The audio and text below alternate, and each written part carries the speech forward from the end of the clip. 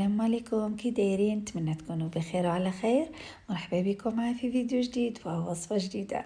اليوم ان شاء الله غنشارك معكم كيكة الفراولة ناجحة وبطريقة جد سهلة لذيذة جدا ومنعشة كيحبوها الصغار والكبار.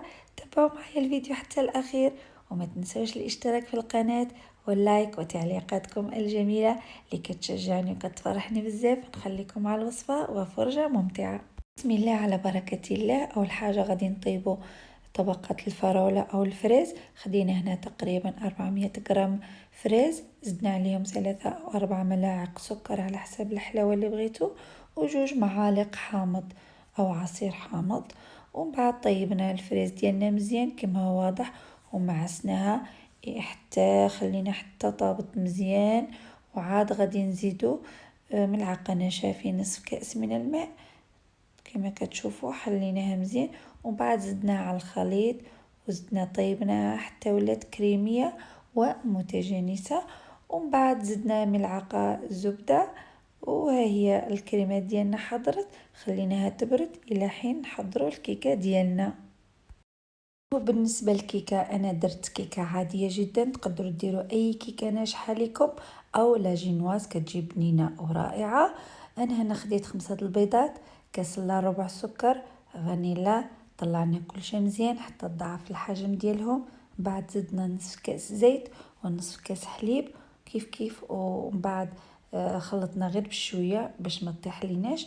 وخدينا هنا واحد خميره حلويات وملعقه صغيره بيكربونات الصوديوم على 150 غرام فرينه او دقيق وملعقه كبيره نشا، ودرناها على الخليط ديالنا وحركناه كما كتشوفوا. ومن بعد درناه في المول ديالنا، دخلناه للفرن 170 درجه لمده 15 او 20 دقيقه، كل واحد على حسب الفرن ديالو. بالنسبه للكريمه ديروا اي كريمه سائله للخفق او تقدروا تعوضوا حتى بالكريم شونتيه. وزدنا عليهم 3 جوكي او 3 بيرلي في المغرب او اويكوس او اي جبن، ونطلعوا مزيان الكريمه ديالنا حتى تولي متماسكه بالطريقه هذه. دابا ندوزو للمونتاج. بعد ما طابت الكيكه ديالنا وبردت مزيان غادي ندوزو نقطعوها. انا قطعتها بالطريقه العاديه، الطريقه التقليديه الزمنيه، على جوج. وخليت الطبقه الاولى ابار ودزنا باش نسقيو الكيكه ديالنا.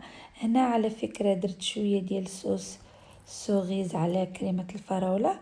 اما بالنسبه لهاد السيرو راهو الفخيز بعد ما ديكونجلا طلق الماء ديالو خديته زدت عليه شويه د الحليب وهو اللي سقيت به الكيكه ديالي.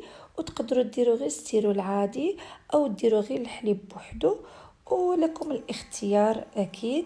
المهم انا غادي نخليكم مع الفيديو. انا مونتيت بالطريقه هذه وزينت بالطريقه هذه ديالي، وانتم لكم الاختيار تتفننوا في التزيين كما بغيتوا واشتهيتوا، وفرجه ممتعه.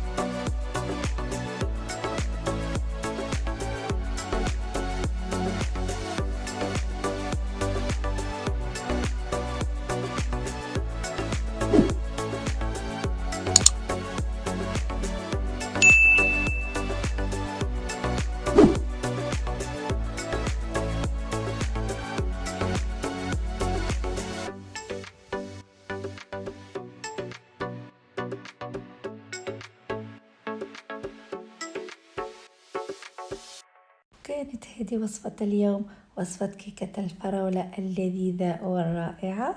كنتمنى تكون الوصفة نالت إعجابكم وتجربوها، وشكرا على حسن المتابعة والتشجيع، ودمتم في رعاية الله وحفظه، وإلى اللقاء في فيديو جديد ووصفة جديدة إن شاء الله.